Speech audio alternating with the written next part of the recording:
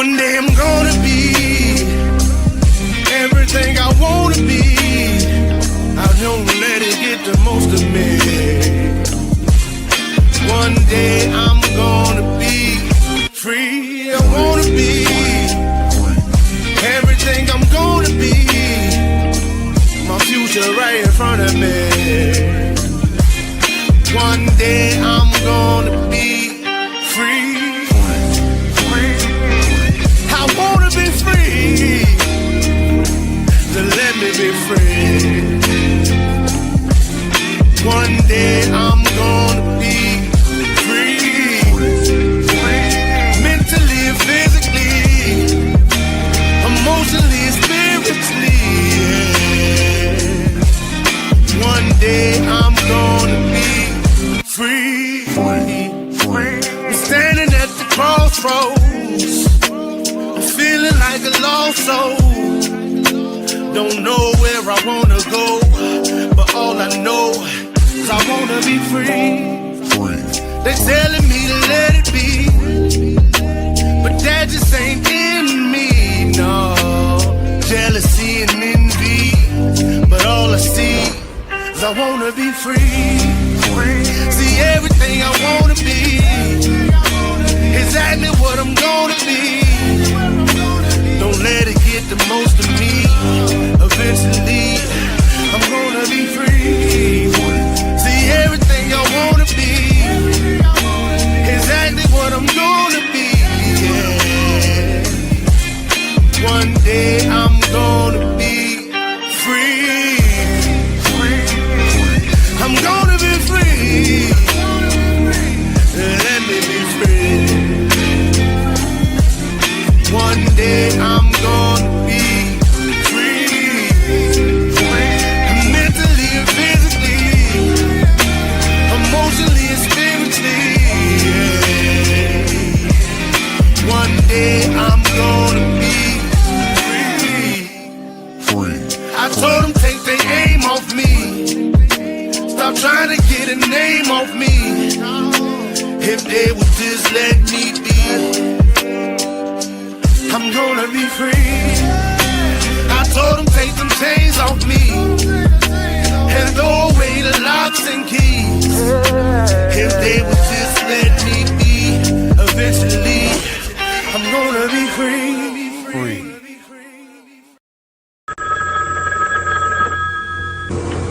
They're back.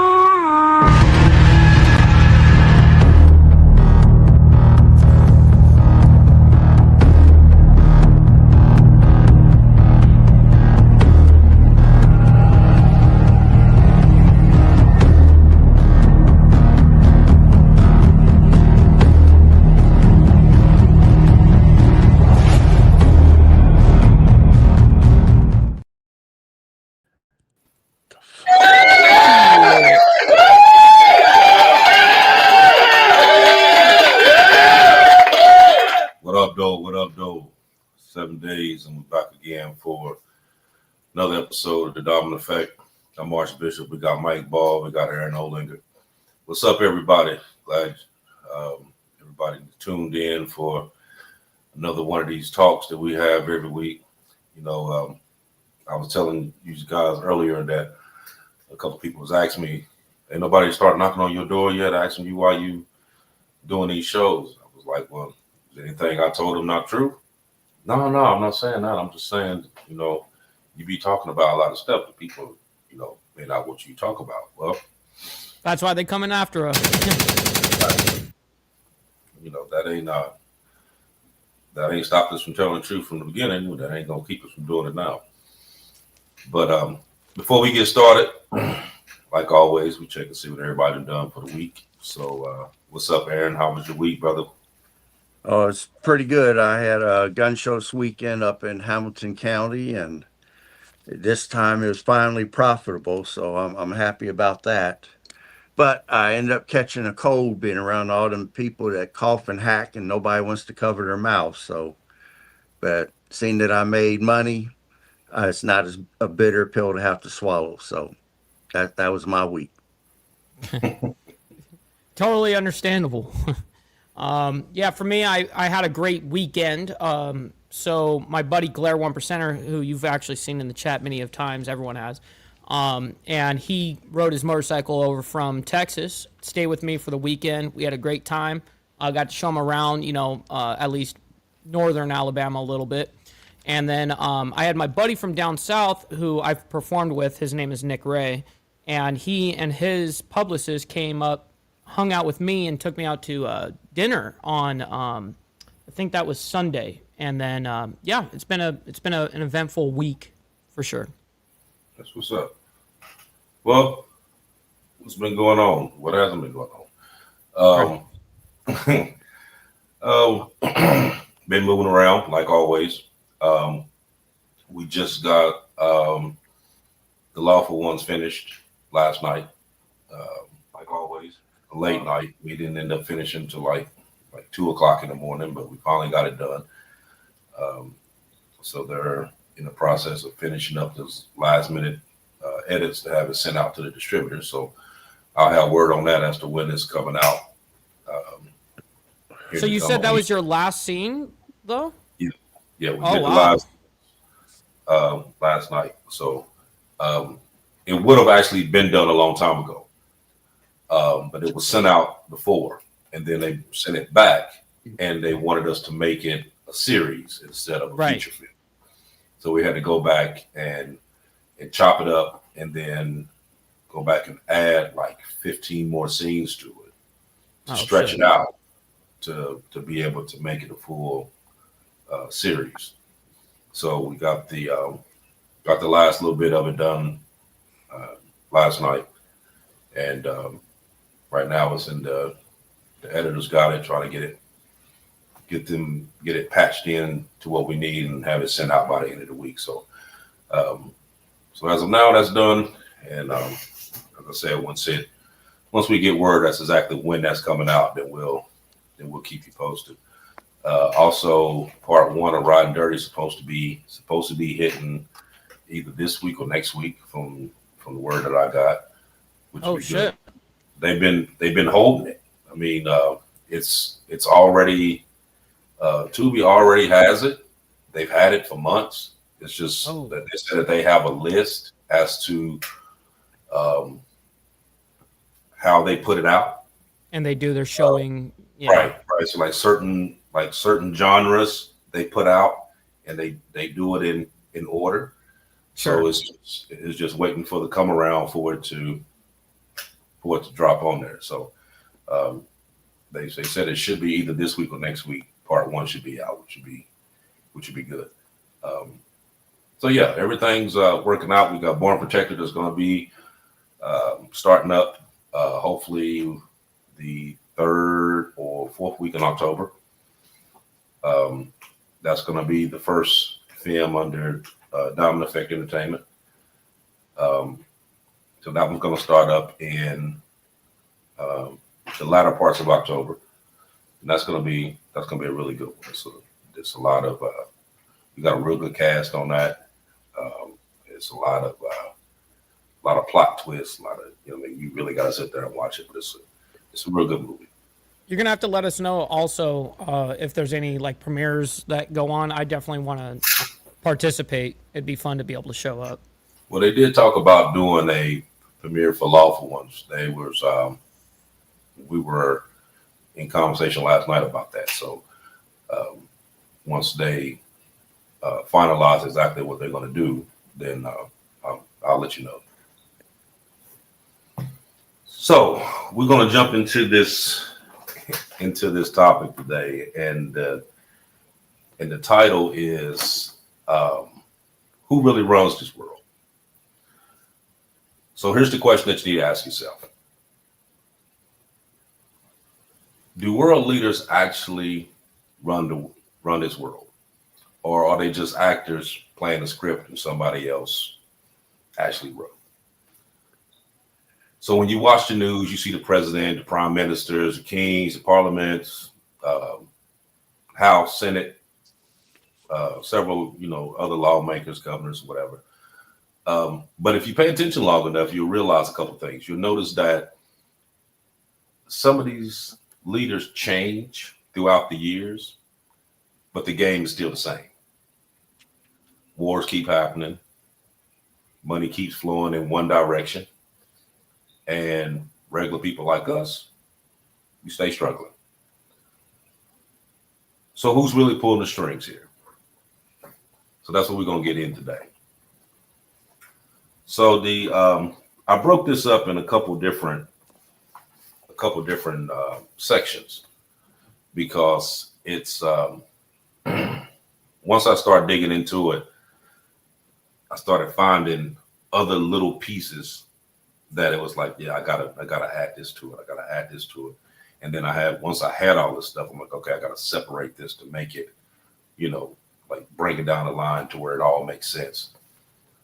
So the first segment I had listed as I called it the private rooms of power.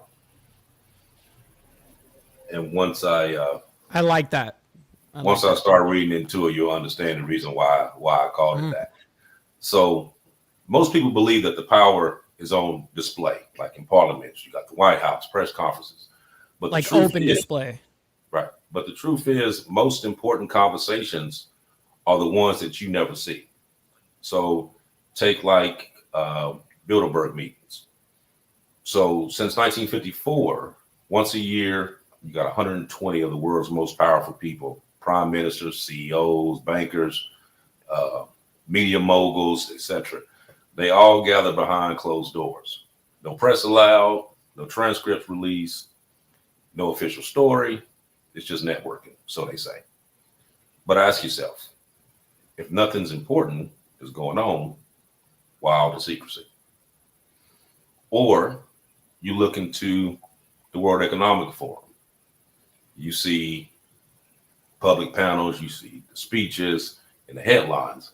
But what you don't see is what's going on behind closed doors in these staterooms, these hotels where a lot of these deals are cut, where a lot of these presidents shake hands with billionaires, and billionaires set the tone for a lot of the global policy that's going on. So here's the thing. Nobody votes for Klaus Schwab, if people know who he is. Nobody votes for him.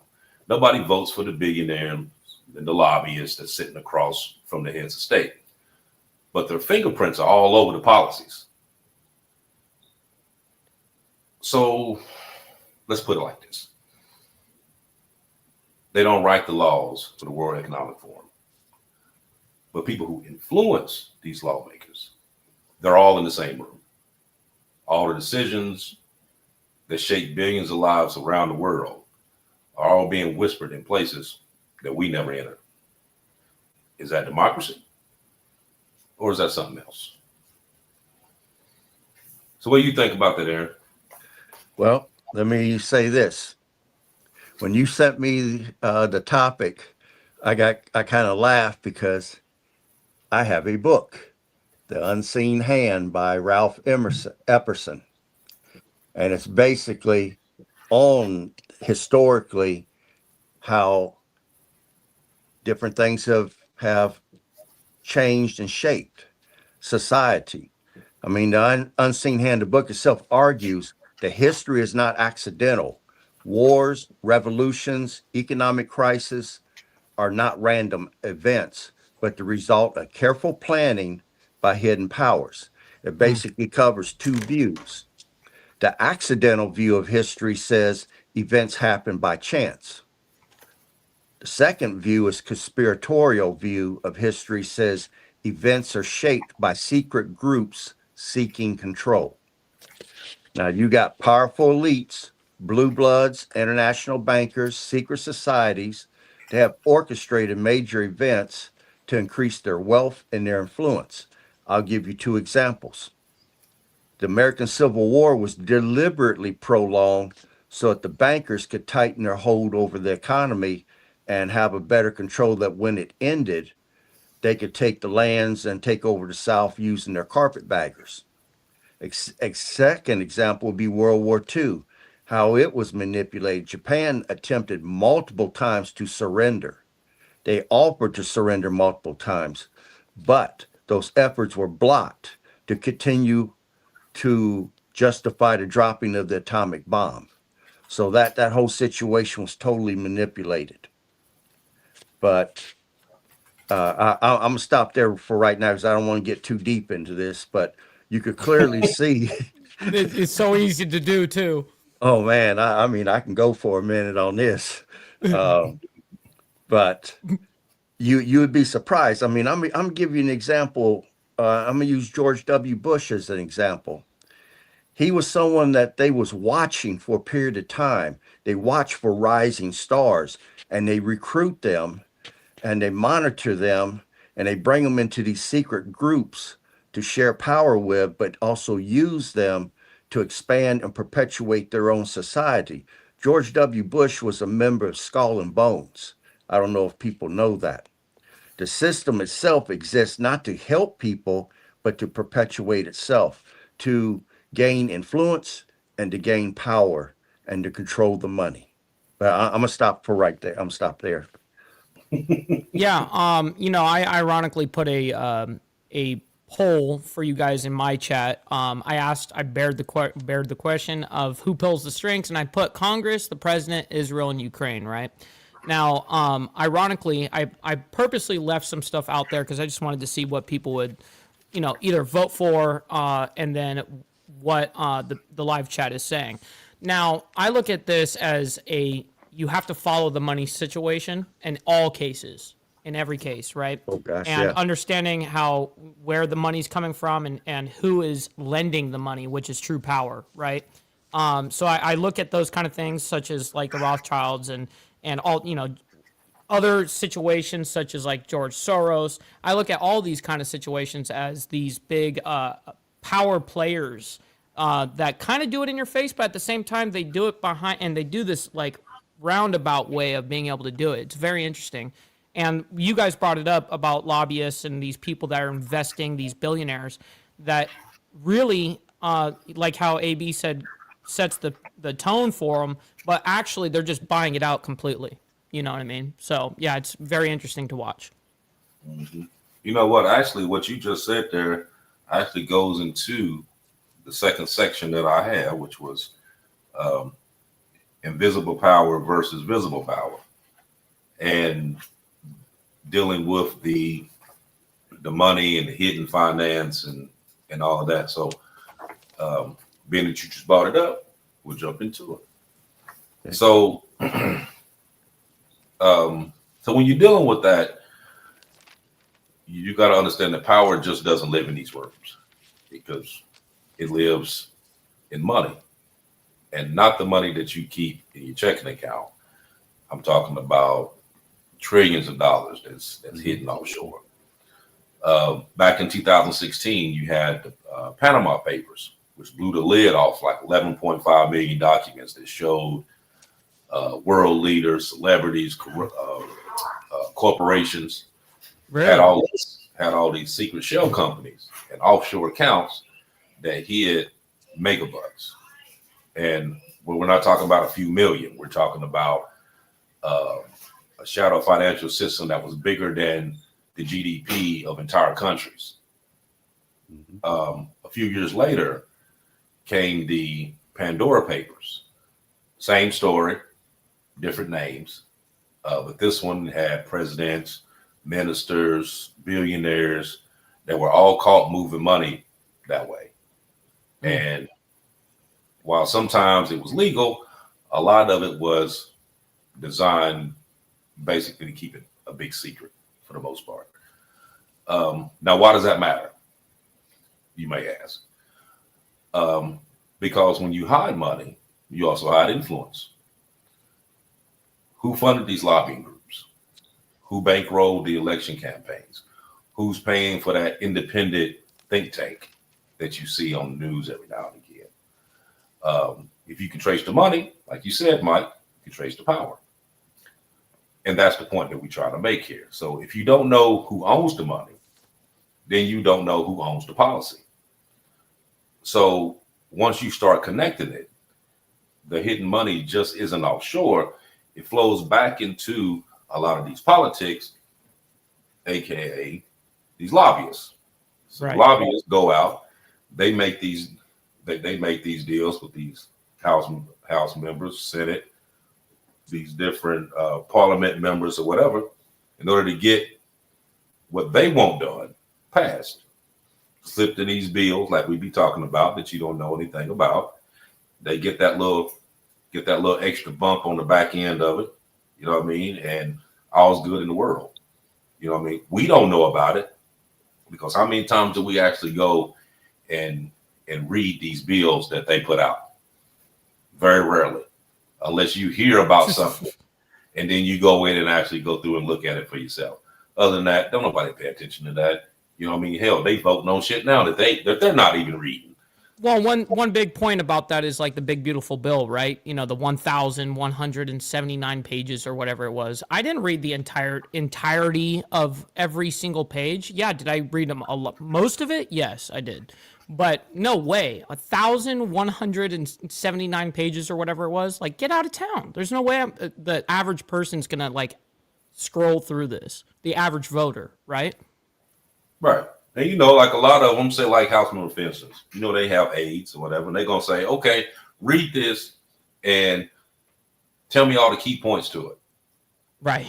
You know damn well they're not even gonna read it. They're gonna skim through, check out a couple of little things on it, and they're gonna say, okay, well, it just has this and this and a little bit of this and a little of that. Oh, okay, doesn't really major. Nah, ain't nothing major to it. And then they go push it. They just go in there and vote for it. They don't read it. They have no idea. And then once it hits mainstream and they start talking about it, and then it makes a fuss, then they jump out and start talking about it. You know, about like how Marjorie Taylor Greene did. She jumped out and was like, oh, well, I really didn't read that section, so I didn't know anything about it. Well, how'd you vote for it then? You know what I mean? So a lot of this stuff, it plays a part because there's always, everything isn't always what you see. Like I said a little bit ago, a lot of these deals are made in rooms that nobody's there but them. You know, they agree on stuff, they shake hands on stuff, and they move on. Nobody totally. And that's locked in stone now. You know, kind of thing. That's the way they're going to vote, or whatever the case is, right? Exactly. Go ahead, Aaron. Yeah, I want to go back in history a little bit. Tell you guys about a president called Andrew Jackson. He was not fooled by the central banks and he fought something called the bank wars back then against the banks. He said, those who plan wars, depressions, and other calamities do not want their planning activities known. So that's proof right there, what you said of how they're doing these behind the door deals. But he also said, those who control the credit of a nation direct the policy of governments and hold in the hollow of their hands the destiny of its people. So he clearly states that if a bank is powerful enough to control the credit of a nation, which would be the central banks, that they can direct policy of that government. And that's what we see going on. And then an example of your behind the scene deal, I'm gonna say Dick Cheney with Halliburton. I mean, he practically sat on the board of Halliburton. That's insider trading at the least. But you sitting there getting government contracts for a company that you own. You know, I mean, you're using your influence and cutting some behind the scene deals. So that would be a clear example of it. But when Granddaddy Rothschild sent his 10 or 12 sons out to different countries around the world to seize their banking systems and start the central bank and set it up, and the one that came here set up the Federal Reserve, their whole goal was to take over and control the nations. I mean, World War I, World War II, didn't they fund both sides of the war? I mean, the whole thing is to control the money, create these calamities, and profit from them. And they made a ton of money. But let me stop there for right now. No, you're absolutely right, especially with, regarding of, the central banking system and how they, his own son sent out and you go over here to North America, you're going to to the United States, you're going to Brazil, you're going wherever the case is. It's kind of very interesting how that dynamic was. And you're right, because you can fund both sides of the war, but to them, they'll take a loss over here because they're going to net win for themselves, right? So it's, yeah, brutal. Mm-hmm. Now, the ugly truth to that, what Aaron was talking about is absolutely right, but here's the ugly truth about that. Whether we believe it or not, war is profitable. So every year you have these corporations that spend millions to these lobbying governments, and in return, they get billions in these contracts. The U.S. alone, defense giants like Lockheed Martin, Boeing, they pour more money in Washington than just about anybody. But what's the result? Military budgets, they keep climbing. And right now, there's really doing well. Now you really don't have any direct threats as of right now. But the way the temperature's going right now, I mean, that can all change very quickly. But so back in, if I'm not mistaken, it was 23. The world top 100 arm companies made about 632 billion in arms sales. That data came from the Stockholm Peace Research Institute. And then progressively through 24 and 25, those numbers just grew. So sit back and think for a second. Every bomb dropped, every missile launched, every tank that was ordered, that's all profit.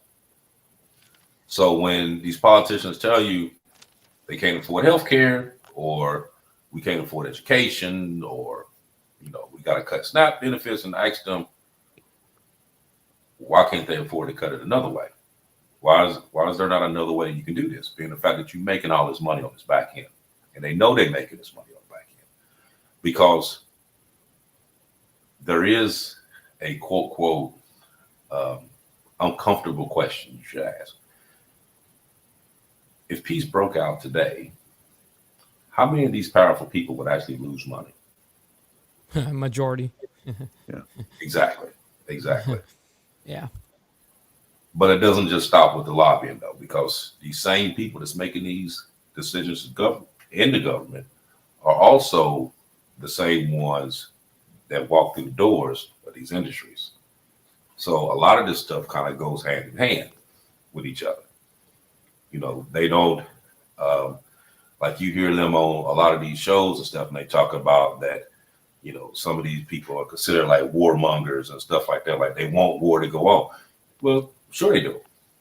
And it's around the world. It's not just here. It's around the world. Right. Because it's a global economy for them. Exactly. Because war is profit. Back in World War II, before the U.S. even got involved in that, dealing with Pearl Harbor, they was making money hand over fist in the industry, because they was making a lot of the tanks and stuff, like tanks and planes, stuff like that, and was sending it over there. They profited big time off of that. That's actually one of the reasons how the U.S. even built up to be the economic power that we are now, is dealing with World War II and what they were doing until they got bombed by Pearl Harbor. And then that's something else that they also knew about. They knew that was coming for what they did to Japan. So they knew it was coming. But in the meantime, they made a shitload of money in the process, because, like I said, war is profitable, whether you believe it or not. Right. Go ahead, Aaron. Okay. And I do want to say this, going along with what you're saying, how profitable war could be. Power in history can be manipulated. Events that look accidental can be part of a larger plan. We knew that Japan was becoming a manufacturing power back then, and they was rapidly climbing up Americans' heels. We had to take them out and destroy their manufacturing capability to buy our manufacturers time, because they could manufacture and beat us on what the cost of the employees would be. So we had to destroy that structure that they was building to give our industry more. So they took advantage of that. They manipulated that history. And then going with the secret societies that are and the power influencers that are doing this, secrecy protects power. The strength of hidden groups comes from staying invisible. They don't want to ever come forward. And you know about the Trilateral Commission, Committee on Foreign Affairs, Rockefellers. They don't want their name mentioned on how they're influencing things. And then you have economic control drives conflict. Wars can be engineered to create debt, to centralize the banking power, to give them more power, and to profit the elites. So there's three advantages right there. I mean, they can create debt and collapse a nation's economy. They can cause the bank to come in and take over more authority, and then make the money for the elites at the same time. So there's motivation there for them to do what they're doing. But let me stop there. I always like it when he say that. Let me stop. Yeah, because he knows that he's still got like 16 rounds behind it. He's like, you know what? Actually, I've been talking for a minute. I'll just stop here. Right. Awesome. That's why I'll be laughing. Yeah, hell yeah, it's awesome. Right, that brain get to going and it's going. I love it. I mean, you guys are very knowledgeable, so it's awesome. Man. Okay, Aaron. So I'm gonna give you something to think about, then. Okay. So let's talk about this revolving door here when we're talking about war and defense spending and stuff like that. So let's talk about that revolving door here, and I'm gonna give you an example. So picture this: the defense secretary signs off on billions of dollars on contracts for like fighter jets, for instance. 2 years later, that same defense secretary is sitting on the board of the company cashing those checks. That's not imagination. That's reality. That's what really happened. And it's called the revolving door. Now, the constant spin between government and industry, and former regulations that former regulators, that now became lobbyists and contractors, ex-politicians that became corporate advisors, and then you have a lot of corporate execs that slipped over into the government side, and it's just revolving back and forth. So a lot of the research that I looked up showed that these companies with former government entities, their payroll was more successful dealing with lobbying than they were when they actually held these offices. And a lot of times when they make phone calls to these people, those calls automatically get returned, and a lot of their contracts get approved. So that door basically spins so fast that it's hard to tell who's in government and who's actually there to serve the people. And what happens to the future employers of these companies? I mean, because you see what they're doing is this flip-flop. You know what I mean? These ones that was over here, like, for instance, a couple weeks ago, you heard of, or past couple months, you've heard of a lot of these House members that said that they wasn't going to run for re-election, or they were going to retire or whatever. Well, they're retiring because they're going over to these other jobs that's already been offered to them, which is way more lucrative than what they're doing over here. Right. So they're doing the flip flop. You know what I mean? So you may get it with the lobbyists over here to help pass some bills dealing with, let's say, Big Pharma, for instance, and Big Pharma paying you to slip these into these bills, slip these regulations and stuff into these bills, And then when you decide that you're done being over here on this side, then we're gonna give you a cushy job over here with Big Pharma, and you're gonna be able to make this money. And now you're hooked up for life. Yep. Now you're hooked up. Yep. Exactly. So it's a revolving door. You know what I mean? All you gotta do is just get to you just gotta get here. Once you get here and you start being able to make deals and your word, what you say you're gonna do, and you actually fulfill that to where they're benefiting off of you, then you get this in return. Like I said, if you've been paying attention to the news, stuff like that, you've heard of several House members saying that they're not gonna go run for re-election, they're gonna retire or whatever, and then you hear about them being offered jobs on the private section. They already had it mapped out. They knew that's their only incentive. You know what I mean? To get out of, for instance, any bit of Congress, right? I mean, these guys that end up going, you know what, I'm not going to run because now I've got in the back of my mind I can make $1.5 million per year at this company doing nothing, and I'd rather just take that cushy job and I don't have to deal with this crazy landscape anymore. Right. So like, are you dealing with that because all hell getting ready to break loose? So you getting up out of this shit? Like, okay, let me get over here where it's safe. Well, I don't got to deal with this. You know what I mean? But you done been there for all these years, but you done made those connections that you can pretty much do whatever you want to do. No kidding. And they work inside that group. You know what I mean? So I remember when I was in last year when I was in DC for and I was up there with the Senate and went to the game and all that stuff. Remember that last year when I went there? And I saw you taking they were taking pictures with you and all this shit. It was awesome. Right. So when I was at the party that night after the game, and it was all kind of senators and House members, lobbyists, all that stuff. All these people was there. Now, mind you, a lot of them I didn't know. A lot of them I recognized, from the face, which is how you seen some of the pictures and stuff.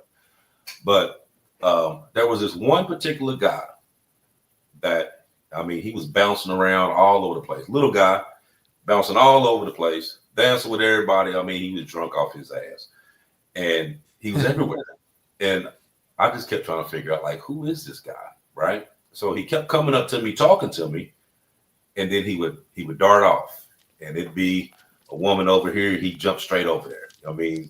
And he was all over the place. Well, finally, I walked outside to smoke, and he come outside. And that was when, right before I was there talking to Congressman Donald from Florida.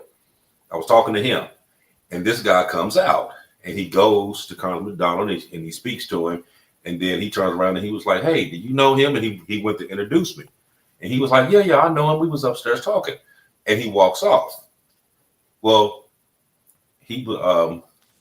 so Congressman Donald was like, "Where do you know him from?" I said, "Well, I just met him upstairs. So, I talked to him several times." Well, come to find out, this guy was one of the biggest lobbyists in DC.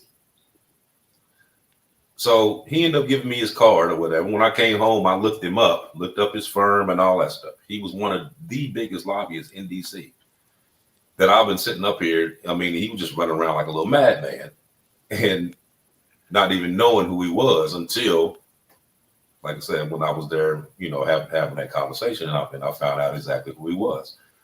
But they're everywhere, and this guy here, I never would have thought that that's what he was. Now, he kind of looked like he could have been like a lawyer or something. He kind of gave you that vibe that he could be a lawyer or something like that. Nothing like what I found out he was once I started doing the research as to what all he was involved in. I didn't realize that he was like that big into everything. Isn't that kind of the majority of those kind of people, though? Like those guys that, on face value, you've never seen, you don't know, they're not big politicians or whatever the case is, but these guys are superpowers behind the scenes, and there's a lot of them. I'm sure that you are amongst a lot of those exact type of people, You don't even know because, they're just kind of plain clothes people, right? Right, right. And see, like I said, I didn't know it was a lot of people there that I didn't know. I met several people throughout the day. So when I seen them at the party, of course, I went to them and was having, we was sitting there talking, talking, having a drink or whatever. And then when other people came, they was like, "Oh, this is August's friend from Florida, blah blah blah blah," and did the intro. You know what I mean? So I didn't know who the fuck they were. You know what I mean? This one particular guy, though, it was just the fact that he just kept coming back and forth talking to me, which, you know what I mean? Like, who is this dude? Yeah. I'm gonna dig into that a little bit. Right. Yeah. But then when I asked Congressman Donald who he was, and he told me, and then I looked You're like, him up like, oh shit. You know what I mean? Yeah. Right. It was crazy. It was crazy. So we're gonna jump back. Go ahead, Aaron, Okay. before we go. Yeah, I want to add something to what you're saying when talk about power and influence here. President Garfield said, "Whoever controls the volume of money is the amount of money that's in circulation inside of a country. So whoever controls the volume of money in any country is absolute master of all industry and commerce." There's this money that we see here at the very top. It says Federal Reserve Note. That's right. You may call it American money, but it's owned by the Federal Reserve. This is their money. They're controlling all industry and commerce. That's the reason why Trump is having trouble with the Federal Reserve. He wants to bring back industry and commerce, and he's arguing with the Federal Reserve, and they're giving him all kinds of beef that he wants to get rid of or fire one of them over there because they're pulling the strings. He may be the president of the most powerful nation in the world, but the person that controls the volume of money in circulation, that is controlling all industry and commerce inside the United States, is the Federal Reserve Bank. I'll stop there. Let me ask you this, Aaron. Okay. So who do you think gains the most from all of this? Well, as far as manipulating events and stuff, it's all to create more influence, create more power. It's the blue bloods, the ruling elite, the secret societies, everyone that's controlling power. I mean, even BlackRock would be one of the newer members to the pool. They're controlling billions of dollars. They've got more money than some nations have right now. So when you can buy influence, you have power. I mean, look at Hillary Clinton.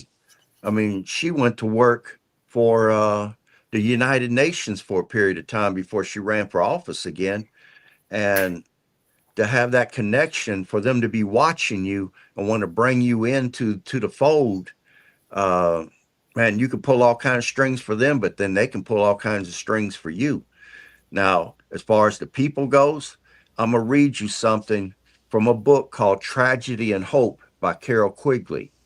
It says the goals of these banking establishments was nothing less than to create a world system of financial control in private hands, able to dominate the political system of each country and the economy of the world as a whole. This is all planned, and they're patient. They can sit back and wait. As long as they're controlling the money, they control absolute influence. Real quick, I just wanted to add on that, Okay. Aaron, about BlackRock. So as of late 2024, early 2025, it was reported approximately $11.6 trillion in assets under management of BlackRock. Mm-hmm. $11.6 trillion that they control. And that's insanity. See, now that was in 23, right? 24, end of 24, beginning of 25. Mm-hmm. Yeah, so now it's probably. I'm pretty sure it's way more than that now. But I was seeing a thing the other day where they were, there was a trying to think exactly where it was. There was a silver mine that was discovered. Uh, it Oh, was, I know it what you're was talking about. like they had started mining in it, and then they stopped. I think it was like maybe like 1% of the silver was Mine. actually taken out of it, Right. but they ended up getting their hands on it. Well, Uh, they made sure to get their hands on it. There's a mm, difference there. No matter what they're going to do, they're going to get it. right, right. You know, I'm telling you what, I had this crazy dream last night. When I woke up this morning, I had it on my mind, and Oh, it was gold and silver was like extremely high, extremely high. And silver was literally like $9,000 an ounce. Oh shit. It, Yeah, it, yeah, it yeah, was yeah, yeah. yeah, it was like extremely high. You wake And up and you're instant mega rich. right, it was just like extremely high. And gold was like 2 times that. You know what I mean? Right. But it was but in my dream, it was like um people were going door to door seeing if you had it because they had put a law in that you was not allowed to have gold and silver. Oh And they shit, were they going outlawed it. Yeah. and they were going house to house to make sure you didn't have anything. They're coming in sweeping. Right. It was crazy because I woke up with it and I wrote it down like real quick before I forgot about it. And it was Damn. crazy because it was like military squads that was going house to house, Kind of like ICE going agents like coming in going just to people's houses to make sure that they didn't have like any kind of gold and silver like loose that they could, what I mean? And if they did, then they took it. oh man. But it kind Well, of that's a real realistic scenario too. Yeah. right. It was weird. I mean, because like I remember that whole dream. It was weird. So when I got up, I instantly just started writing it down because it seemed so real. You know what I mean? That this is what they was doing. But gold and silver was actually outlawed. You wasn't allowed to have it. You know what I mean? Oh, And then man. we're looking at a lot of stuff now where they're grabbing these spots left and right. These gold deposits, uranium deposits, silver deposits, all of these resources. You know what I Right. mean? You have them to where they buying up loads and loads of farmland, stuff like that, because they want the water that's underneath. They're saying water is going to be the next gold later on because they can be able to control it. So it's there's a lot that's going on behind the scenes. And when you look at a lot of this stuff, then and you start reading up on it, and you like, man, this is something that if you talked to me about 10 years ago, this would be like a far-fetched Yeah. Super conspiracy. theory. Yeah. This is like, dude, go to fuck Get your home. tinfoil hat, dude. Right, Yeah. right. Yeah. Well, just get away from me, dude. I ain't trying to hear what Yeah, you're yeah. talking about. It's Go bullshit. smoke your weed over there, Right. But it's crazy because a lot of the stuff that we heard back then that we pushed off, saying that, man, that ain't gonna happen, it's actually stuff that's actually coming into play now. Well, AB, the big thing that I refer to is, for instance, like ownership is completely what the government allows to, it's a facade ownership. When we interviewed that guy that unfortunately the government came in and took his land, watching that and actually hearing the story, of course, being able to be a part of that interview, it's very interesting because that's really what taught me right there, that specific situation on that interview, that ownership is just a facade. It's what the government allows you to have, and that's what reminds me with that dream that you had, right, about the ownership of gold and stuff like that. And all of a sudden they're just coming in and taking because now it's so valuable or whatever the case is. And now they're going to take it. It all comes down to force. Right. I mean, and then you also have where, back what they said with the World Economic Forum, that by 2030 you will own nothing and be happy. 100%. So Yeah. so a lot of this stuff that's that they talk about, and people write off when you hear them talking about this stuff.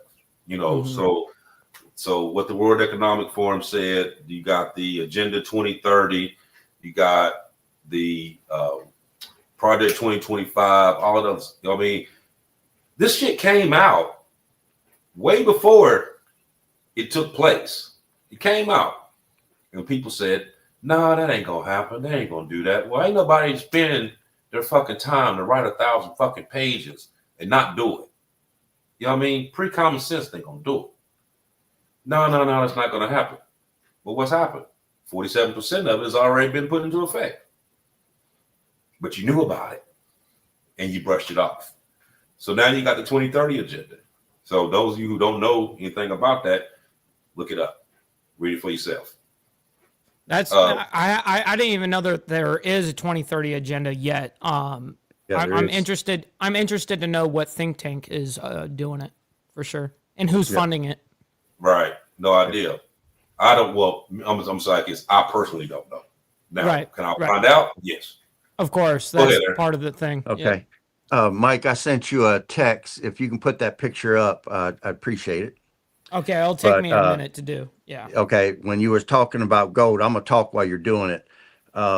It was Executive Order 6102, issued on April 5th, 1933, by Franklin Delano Roosevelt. That's the president that was in the wheelchair that died while he was in office.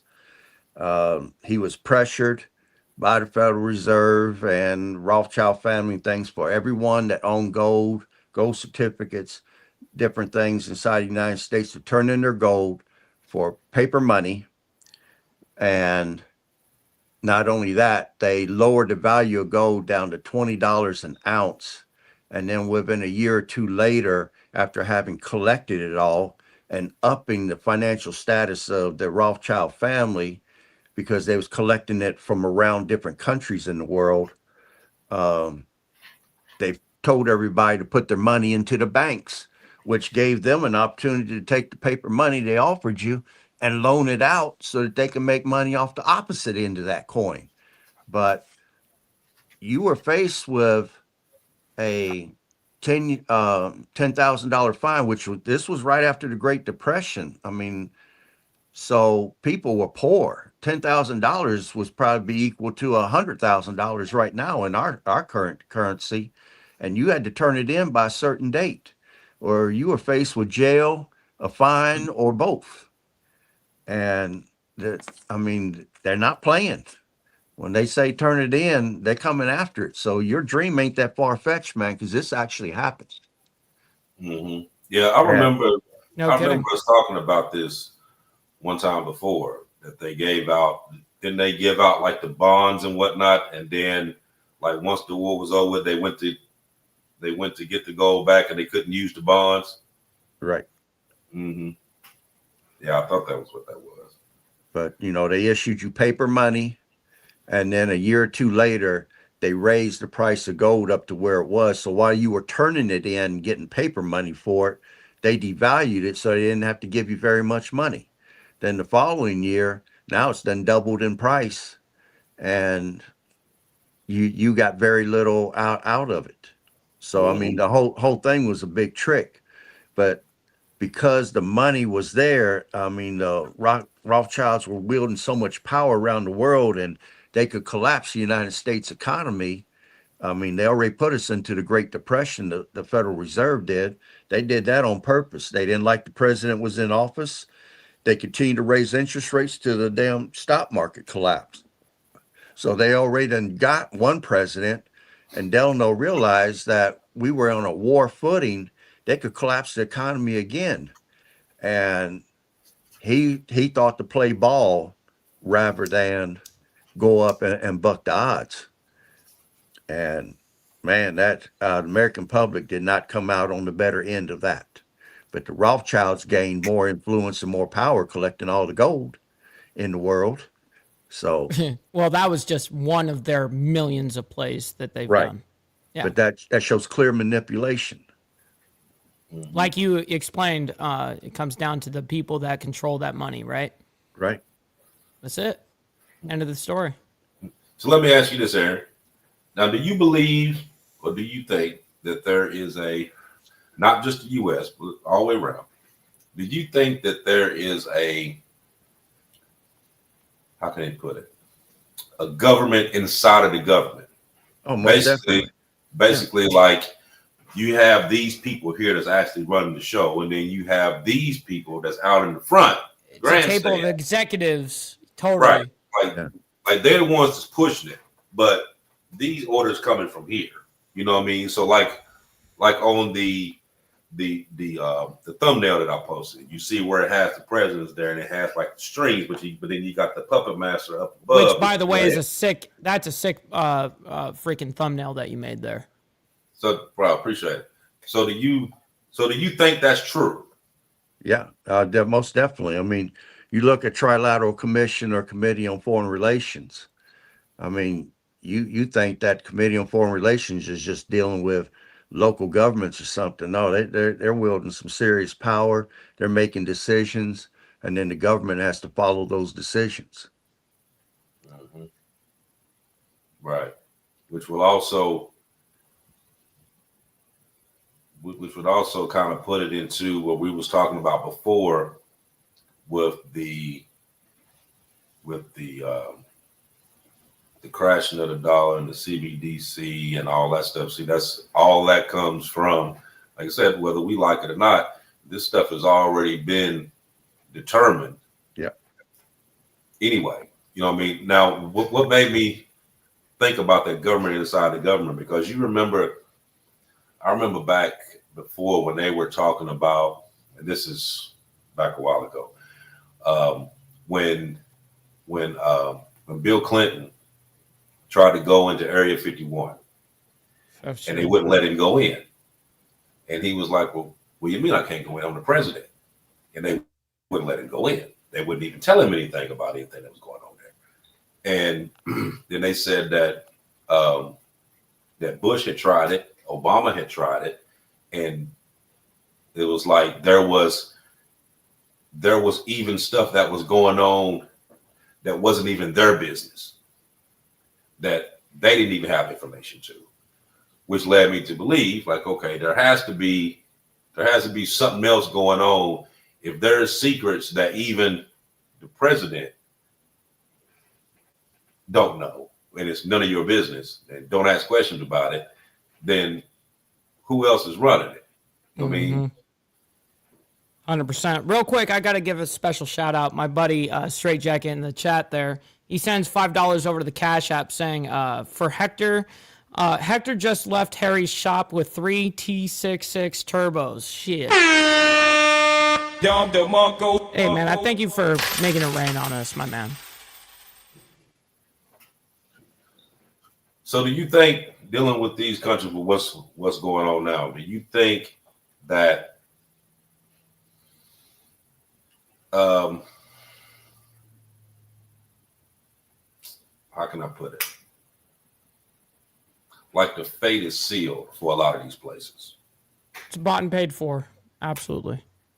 I would say yes, because most of the populations are not aware. In order to have an antidote to this situation, education is going to be key. And in education, I'm going to say both awareness and knowledge that this is existing, both awareness and knowledge of the manipulation and being able to see it. That's your only tools to be able to figure out how you're going to manipulate your way through the manipulations being directed toward us. Mm-hmm. Makes a lot of sense. You got something to add on that, Mike? No, man. Like I say, in closing, for me at least, is just that follow the money in all cases, whether it be in politics, anything. That's going to tell you who is paying for that agenda.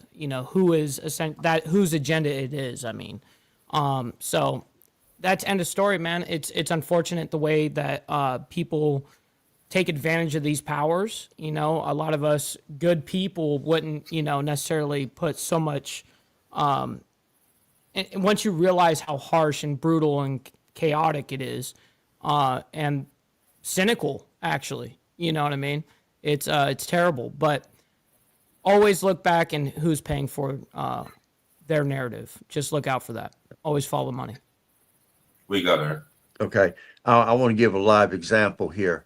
Under Biden administration, uh, everyone knew, both China, Russia, everybody knows that the main thing that the American public is worried about is the cost of living. Can they make it month to month right now? Because they're pressed. What did the Federal Reserve do? They raised interest rates and they created a tight money policy which created inflation.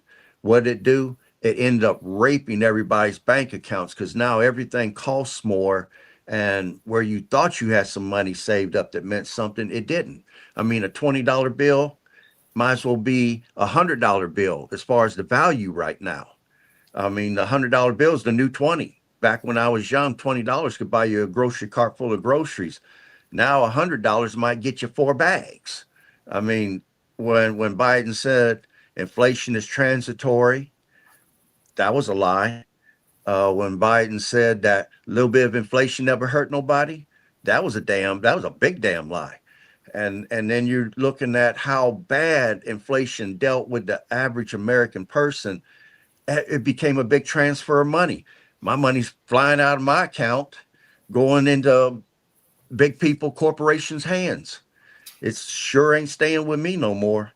So that's a live example of market manipulation by the Federal Reserve against the American public. I'll stop there. Yeah, with this, that's a lot. But then too, like I say, you also got to put in. I seen an article, was it yesterday, day before yesterday, where a lot of these companies were saying that was talking about the tariffs and was talking about how they had made, what was it, 40 billion that they made off the tariffs so far. Mm-hmm. And the way they had it worded was that they were they had made this 40 billion off these tariffs with these different countries, and they named off the countries that they were getting this money from. And now we all know who pays for these tariffs. Well, so, who it reduces down to, right? Right. So we all know who pays for this shit. But I thought it was funny how they worded it to make it seem like that the only one that was paying for this shit was over here. Like we wasn't paying for that. Like bullshit. Like, you know what I mean? And this is the part that actually gets to me, and the reason why we do this show, because you get fucking tired of being lied to. You know what I mean? Just tell the truth about some shit. Most people will probably go with you if you told the truth about it. You know what I mean? I agree with that 100%. So if you actually put out there, like, okay, we're going to put this tariff out. Now, mind you, it's going to raise the price up over here. You're going to have to pay a little bit over here, but this is what we're going to have to do in order to be able to stabilize this. Most people have been like, okay, cool. But when you put this whole facade of it, this is not what's going on. And then you find out later that is what's going on. And you getting hit in your pocket that you didn't think you was going to get hit on. That's something different. You know what I mean? Just like, for instance, we was talking about last week, when a lot of them limitations on this big, beautiful bill doesn't go into effect till after the midterm elections. So right now, everybody think that a lot of this shit is good. And it is good for right now. But when it actually takes effect and you get hit, what are you going to do then? You see what I'm saying? So a lot of this shit is like, it's like smoke and mirrors. You know what I mean? And if you don't try to actually go out and get this information, I mean, like the stuff that we find on here, it's not hard to find at all. Look it up. You gotta be willing to actually dig for it.